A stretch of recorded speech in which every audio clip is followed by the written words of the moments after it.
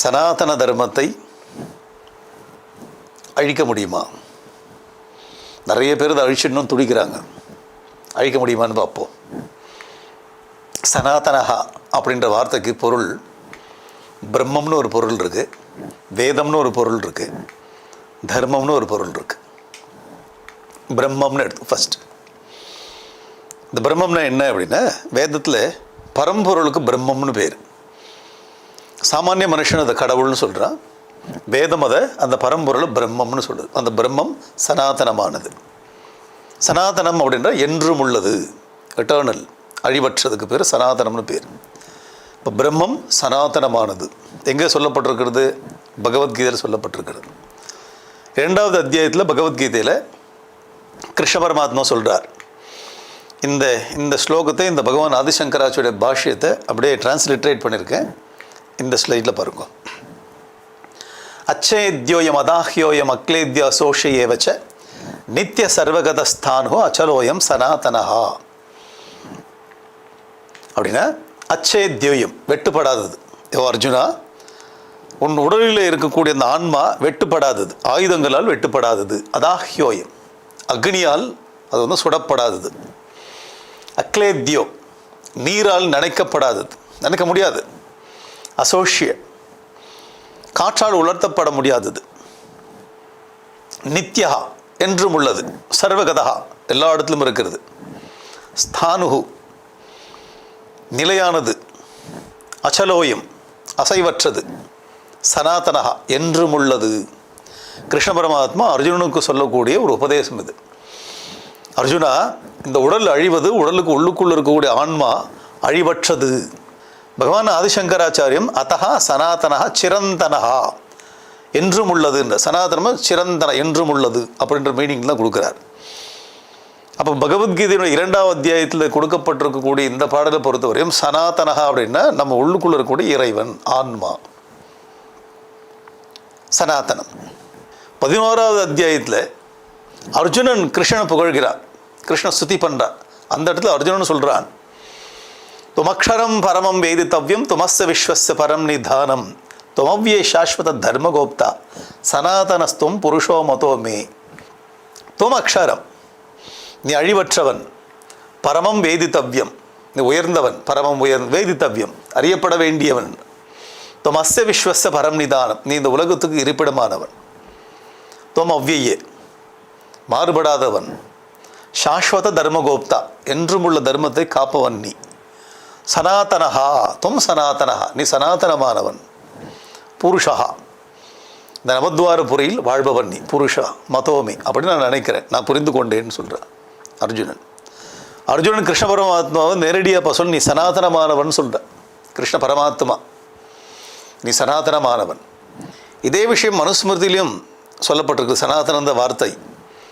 யோ அசௌ அதீந்திரிய கிராஹிய சூக்ஷ்மோ அவ்யக்த சனாதனஹா சர்வபூதமயோ அச்சிந்தியா ச ஏவ ஸ்வயம் உத்பவௌ. இந்திரியங்களுக்கு அப்பாற்பட்டு இருக்கக்கூடியவன், நுண்மையானவன், அவ்யக்த, வெளிப்படாதவன், சனாதனஹா, என்றும் உள்ளவன். சர்வபூதமயா, எல்லா ஜீவராசிகளுக்குள்ளும் வாழ்பவன். அச்சிந்தியா, சிந்தனைக்கு எட்டாதவன். ச ஏவ ஸ்வயம் உத்பவௌ, அந்த பரமாத்மா தானாலே தோன்றினான். அவர் ஒரு தாய் தகப்பன் இல்லை, ஸ்வயம்பூ, ஸ்வயம்பூன்னு பேர். அப்போ சனாதனம் அப்படின்னா என்ன அப்படின்னா, என்றும் உள்ளவன், இறைவன். இறைவனுக்கு ஒரு பேர் சனாதனமானவன். இப்போ அடுத்தது வேதம். பிருகதாரண்யக உபநிஷத்தில் இந்த மந்திரத்தை நம்ம பார்க்கலாம். அரே அஸ்ய மகதோ பூதஸ்ய நிஸ்வசிதமேதது ரிக்வேதோ யஜுர்வேதா சாமவேதோ தர்மாங்கிரச இதிஹாசா அப்படின்னு மேலே தொடர்ந்து போய் கொண்டிருக்கு இந்த மந்திரம். மகதோ பூதஸ்ய, இந்த ஈஸ்வரனுக்கு, இந்த இறைவனுக்கு, நிஸ்வசிதம், ஒரு மூச்சு காற்று போல இருப்பது இந்த வேதம். ஒரு குழந்தை வந்து எப்போ பிறக்கிறதோ, என்றைக்கு இந்த குழந்தை பிறக்கிறதோ அன்றையிலிருந்து அந்த மூச்சு காற்று அதுக்கு இருக்கிறது. அதே போல் கடவுள் என்றையிலிருந்து இருக்கிறானோ அன்றையிலிருந்து மூச்சு காற்றாகிய வேதம் இருக்கிறது. தோற்றமில்லாத இறைவன், இறைவனுக்கு மூச்சு காற்று சுவாசமாக இருக்கக்கூடிய வேதம். அப்போது தோற்றமில்லாத இறைவன், அவனுக்கு மூச்சு காற்றாக இருக்கக்கூடிய இந்த வேதம் தோன்றாதது அப்படின்னா ஆதி இல்லாதது. இறைவன் எப்போத்திலேருந்து இருக்கானோ அப்போத்திலேருந்து வேதம் இருக்கிறதுன்னு அர்த்தம். அது அப்படி தான் புரிஞ்சுக்கணும். ஸோ ஒரு குழந்தை எப்பொழுது தோன்றுகிறதோ, குழந்தை தோன்றும் போதே சுவாசமும் தோன்றுகிறது போல இறைவன் தோன்றும் போதே வேதமும் தோன்றியது. அப்போ இறைவன் எப்பொழுது தோன்றினான்னா தோன்றாதவன், அப்போ வேதமும் தோன்றாதது. அப்போ இறைவனும் சனாதனம், இறைவனுக்கு சுவாசம் போல இருக்கக்கூடிய வேதமும் சனாதனம், அது என்றும் உள்ளது. வேதம் சனாதனம் திரு மனுஸ்மிருதியும் சொல்லுது. பித்ருதேவ மனுஷ்யானம் வேதச்சக்ஷு சனாதனம் அசக்கியம் ச அப்பிரமேயம் ச வேதசாஸ்திரம் இது ஸ்திதி.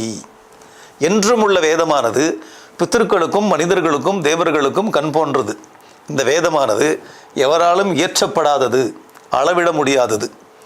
அப்போ வேதம்ன்றது சனாதனமானது, என்றும் உள்ளது அப்படின்னு மனு தர்மம் சொல்கிறது. அதே மனு தர்மத்தில் திரும்ப இன்னொரு ஸ்லோகத்தில் சொல்கிறது, பிவர்தி சர்வபூதானி வேதசாஸ்திரம் சனாதனம், வேதசாஸ்திரம் சனாதனமானது. தஸ்மாத் ஏதத் பரம் மன்யே யத் ஜந்தோரஸ்ய சாதனம். என்றுமுள்ள வேதமே எல்லா ஜீவராசிகளையும் தாங்குகிறது. எனவே வேதமானது ஜீவன் உயர்நிலையை அடைய உதவும் மிகச்சிறந்த சாதனமாகும்.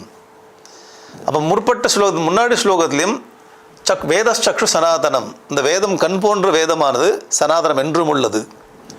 திரும்ப அடுத்த ஸ்லோகத்தில் வேதசாஸ்திரம் சனாதனம், இந்த வேதமானது சனாதனமானதுன்னு சொல்லுது. ஸோ பிருகதாரண்யக உபநிஷத்திலும் பார்த்தோம் என்றால், இல்லை மனுஸ்மிருதிலையும் பார்த்தோம் என்றால், வேதம் அப்படின்றது சனாதனமானது, என்றும் உள்ளது அப்படின்னு தான் பொருள்பட நமக்கு புரிகிறது. மூன்றாவது பார்க்கும்போது தர்மம். ஈஸ்வரனும் சனாதனன், வேதமும் சனாதனமானது. இப்போ இந்த தர்மம் சனாதனமானது இது பார்ப்போம். இந்த காளை மாடு இருக்கே, இது தர்மத்தினுடைய வடிவம். ஸ்ரீமத் பாகவத்தில் கதை இருக்குது நமக்கு.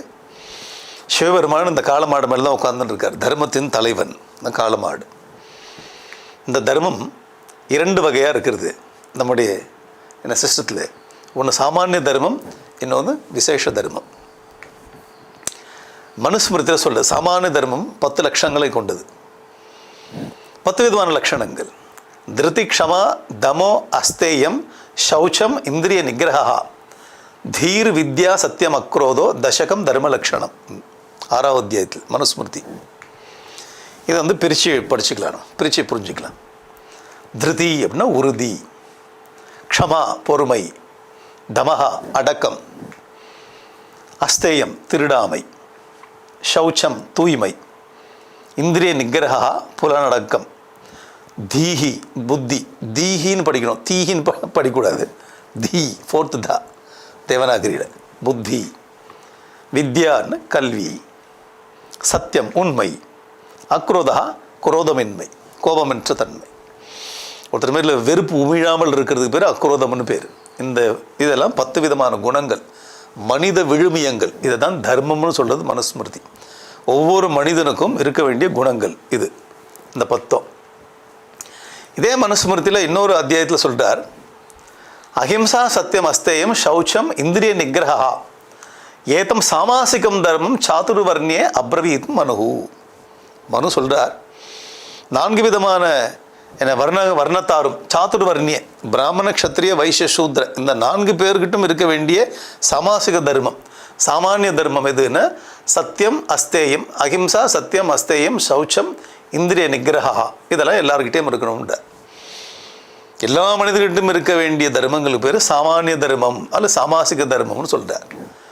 இப்போது சாமானிய தர்மம் ப்ளஸ் விசேஷ தர்மம், இது 2 சேர்ந்து தான் தர்மம் என சனாதன தர்மம்னு பேருங்க. 3வது பகுதி ஸ்ரீமத் பாகவத்தில் 7வது ஸ்கந்தத்தில் யுதிஷ்டிரர் ராஜசூய யாகம் பண்ணுறார். அந்த ராஜசூய யாகத்தில் சிசுபாலன் ஒருத்தன் கிருஷ்ணனை கண்ணாபுரான்னு திட்டுறான். அவன் ஒரு வரம் வாங்கிட்டு வந்திருக்கா. 100 திட்டுறவரும் கிருஷ்ணனை பொறுத்துக்கணும். 101வது திட்டில் கிருஷ்ணனை கொல்லலாம். அவன் கிருஷ்ணனை கொல்றார். கிருஷ்ணன் யுதிஷ்டிரர் ராஜசூய யாகத்தில் கிருஷ்ணன் சிசுபாலனை கொல்றார். அப்போ பல விதமான கேள்விகளை கேட்குறார் யுதிஷ்டிரர். அதில் ஒரு கேள்வி கேட்குறார் நாரத ரிஷியை பார்த்து, சனாதன தர்மத்தை எனக்கு சொல்லுங்கள்னு கேட்குறார். அப்படியே அந்த வார்த்தையை பயன்படுத்துகிறார். யுதிஷ்டிர உவாச்ச பகவன் ஸ்ரோத்துமிச்சாமி நிர்ணாம் தர்ம சனாதனம் வர்ணாசிரம ஆச்சாரயுதம் யத்வான் விந்ததே பரம். ஹே பகவன், எனக்கு சனாதன தர்மங்களை சொல்லுங்கள். வர்ண ஆசிரமம் ப்ளஸ் ஆச்சாரம், சாமானிய தர்மம் விசேஷ தர்மம், இவைகளோடு கூடிய சனாதன தர்மத்தை எனக்கு கூறுங்கள் அப்படின்னு கேட்குறார் யுதிஷ்டிரர். இதுக்கு பகவான் பதில் சொல்கிறார். நாரத ரிஷி நத்வா பகவதே அஜாய லோகானாம் தர்ம ஹேத்தவே பக்ஷே சனாதனம் தர்மம் நாராயண முகாச்ருதம். சாக்ஷாத் இந்த ஹிமாலயத்தில் இருக்கக்கூடிய நாராயண ரிஷியிடமிருந்து நான் டைரெக்டாகவே கேட்டேன். அந்த சனாதன தர்மத்தை நான் உனக்கு சொல்கிறேன். உலக நன்மையின் பொருட்டு லோகானாம் தர்மஹேத்தை, உலக நன்மையின் பொருட்டு அந்த சனாதன தர்மத்தை நான் கூறுகிறேன். அதே ஸ்ரீமத் பாகவத்தில் 11வது ஸ்கந்தத்தில் கிருஷ்ணனுக்கும் உத்தவனுக்கும் சம்வாதம் நடக்கிறது, கான்வர்சேஷன். அதில் உத்தவனும் அதே கேள்வி தான் கேட்குறான், எனக்கு சனாதன தர்மத்தை சொல்லுங்கள் அப்படின்னு. கிருஷ்ணனும் அதே தான் சொல்கிறார். இதுதான் உத்தவனுடைய கேள்வி. ஸ்ரீ சுகோ வாட்ச, சுகதேவர் பரீட்சை சொல்கிற மாதிரி தானே பாகவதம் வருது. அப்போ சுகதேவர் சொல்கிறார், இப்படி உத்தவன் கிருஷ்ணனிடத்தில் கேள்விகளை கேட்டான். இத்தம் ஸ்வபிரத்ய முக்கியன பிருஷ்டஸ பகவான் ஹரிஹி. கிருஷ்ண பரமாத்மா இப்படி கேள்வி கேட்கப்பட்டார் உத்தவனால். பிரீத க்ஷேமாய மர்த்தியான, உலக நன்மையின் பொருட்டு மனிதர்கள் நன்மையின் பொருட்டு கிருஷ்ண பரமாத்மா தர்மனாக சனாதனம், சனாதன தர்மத்தை உத்தவனுக்கு விளக்கினார். உத்தவனுக்கு விளக்குவதன் மூலமாக உலகத்துக்கு நன்மையை ஏற்படுத்தினார் கிருஷ்ண பரமாத்மா. ஸ்ரீ பகவான் வாச், பகவான் சொல்கிறார் உத்தவனை பார்த்து, தர்மி ஏஷ தவ பிரஷ்னா நிஸ்ரேயசகரோந்திரனாம். உத்தவா, உன்னுடைய கேள்வி இருக்க தர்மத்தோடு கூடிய கேள்வி. உலக நன்மையின் பொருட்டு அந்த கேள்விகளை கேட்டால் மனிதர்களுக்கு நிஸ்ரேயசகர, உயர்ந்த நன்மையை கொடுக்கக்கூடியது. வர்ணாசிரமா ஆச்சாரவதாம், வர்ண தர்மங்கள், ஆசிரம தர்மங்கள், அதோடு சாமானிய தர்மங்கள் எல்லாத்தையும் சேர்த்து தம் உத்தவ நிபோதமே, அதை இவை அனைத்தையும் என்னிடத்திலிருந்து நீ கேள் அப்படின்ட்டு. சாமானிய தர்மம், வர்ணாசிரம தர்மம் இவைகளை கலந்து நம்முடைய கிருஷ்ண பரமாத்மா உத்தவனுக்கு கொடுத்தார். இதே சாமானிய தர்மம் விசேஷ தர்மங்களை தான் நாரதரும் யுதிஷ்டருக்கு சொன்னார். அப்போ இந்த சாமானிய இந்த சனாதன தர்மம் அப்படின்ற வார்த்தை அப்படியே பயன்படுத்துகிறார்கள். இப்போ முடிவாக நம்ம சம்மரைஸ் பண்ணி பார்த்தோம் அப்படின்னா, முதல்ல சனாதனம்னா பிரம்மம், கடவுள் என்றும் உள்ளவன். இரண்டாவது சனாதனம் அப்படின்னா வேதம், ஈஸ்வரனுக்கு இறைவனுக்கு சுவாசம் போல் இருக்கக்கூடிய வேதம் அழிவற்றது. ஏன்னா இறைவன் அழிவற்றவன், அவனுக்கு சுவாசம் போல இருக்கக்கூடிய வேதமும் அழிவற்றது. அப்போ இறைவன் சனாதனமானவன், வேதங்களும் சனாதனமானது. அந்த வேதத்தில் சொல்லப்பட்ட தர்மங்களும் சனாதனமானது. தர்மம் சர சத்தியம் வத தர்மம் சர அப்படின்னு வேதம் தான் சொல்கிறது. அந்த தர்மங்களும் சனாதனமானது. இப்போ இந்த சனாதன தர்மத்தில் 2 பகுதி படித்தோம். ஒன்று சாமானிய தர்மம், இன்னொன்று விசேஷ தர்மம்னு படித்தோம். இந்த சாமானிய தர்மத்தில் மனித குணங்கள் இருக்குது. 10 விதமான குணங்கள் இப்போது மனுஸ்மிருதியில் பேசப்பட்டது. மனித விழுமியங்கள் தான் சாமானிய தர்மம். ஒவ்வொரு மனிதனுக்கும் இருக்க வேண்டியது. மனுஷன்னு பிறந்தாலே இந்த தர்மங்கள் நமக்கு இருக்கணும். இந்த தர்மங்கள்லாம் இல்லாமல் போச்சுன்னா அவன் மிருகத்துக்கு சமமாக மாறிவிடுவான். ஸோ மனித குணங்கள் சாமானிய. விசேஷ தர்மத்தில் முதல்ல சொந்த வாழ்க்கையில் தனது நிலை, சமூக வாழ்க்கையில் தனது நிலை. சொந்த வாழ்க்கையில் சில தர்மங்களை ஃபாலோ பண்ணணும், சமூக வாழ்க்கையில் சில தர்மங்களை ஃபாலோ பண்ணணும். இது ரெண்டும் சேர்ந்து விசேஷ தர்மம்னு பேர். இது ஒவ்வொரு மனிதனுக்கும் மாறும், இது அந்த மனிதனுக்கு மாறாது. இது அடிப்படையாக இருக்க வேண்டிய குணங்கள் இந்த சாமானிய தர்மம். விசேஷ தர்மங்கள் அவனுடைய சொந்த வாழ்க்கை நிலை மாறும், சமூக வாழ்க்கை நிலை மாறும்.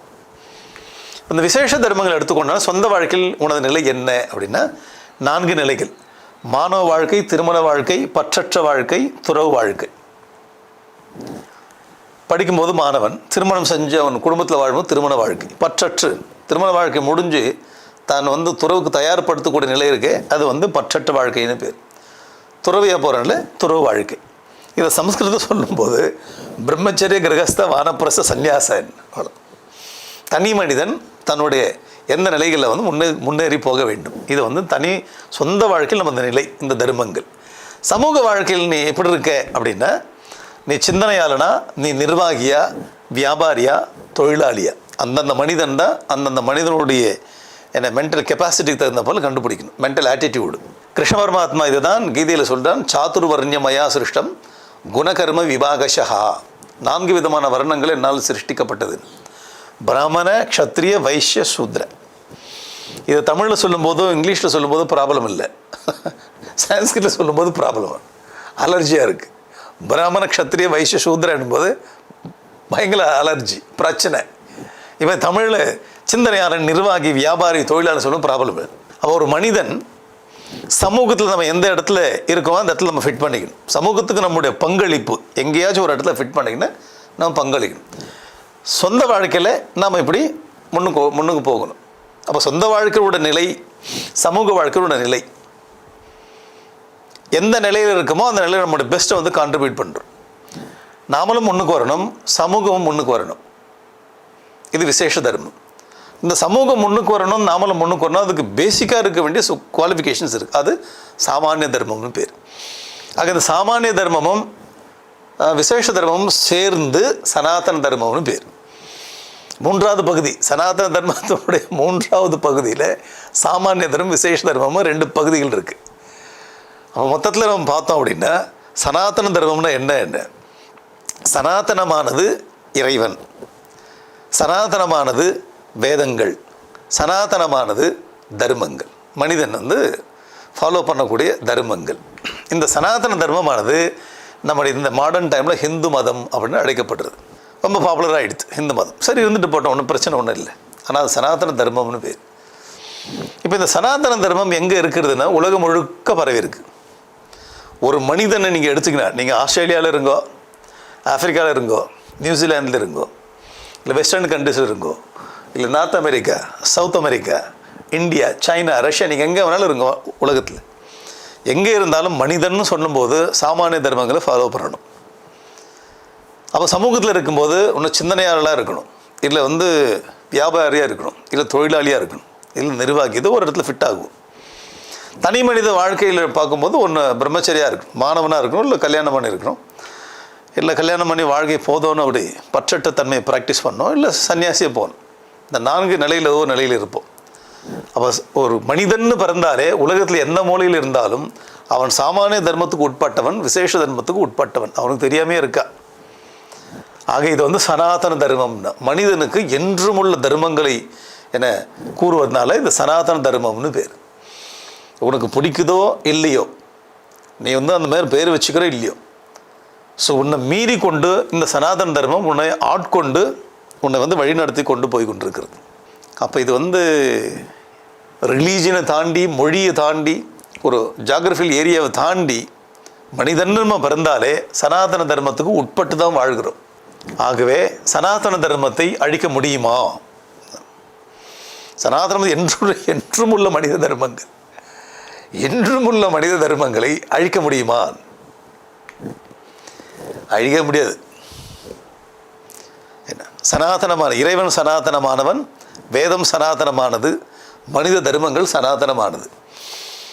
அப்போ அழிவற்ற இறைவன், அவனுக்கு சுவாசமாக இருக்கக்கூடிய வேதம் அழிவற்றது, அந்த வேதத்தில் சொல்லப்பட்டு இருக்கக்கூடிய தர்மங்களும் அழிவற்றது. ஆகவே சனாதன தர்மம் அழிவற்ற தர்மம். அழிக்க முடியுமா? முடியாது, முடியவே முடியாது. என்றும் உள்ள தர்மங்கள். அது ஒன்றா க்ஷீணித்து போகலாம், கொஞ்சம் அப்படி கீழே போகலாம். எப்பொழுதுதான் கீழே போகுதோ அப்போது ஈஸ்வரன் வந்து அவதாரம் எடுத்து அது மீண்டும் மேலே தூக்கி விடுவார். இதுதான் சனாதன தர்மம். அப்போ சனாதன தர்மம்ன்றது அழிவற்ற தர்மம். அது எங்கே சொல்லப்பட்டிருக்குன்னா நம்முடைய பாரத தேசத்தில் தான் சொல்லப்பட்டிருக்கு இந்த கான்செப்ட்லாம். சனாதன தர்மத்தை ஒருவனாலும் அழிக்க முடியாது.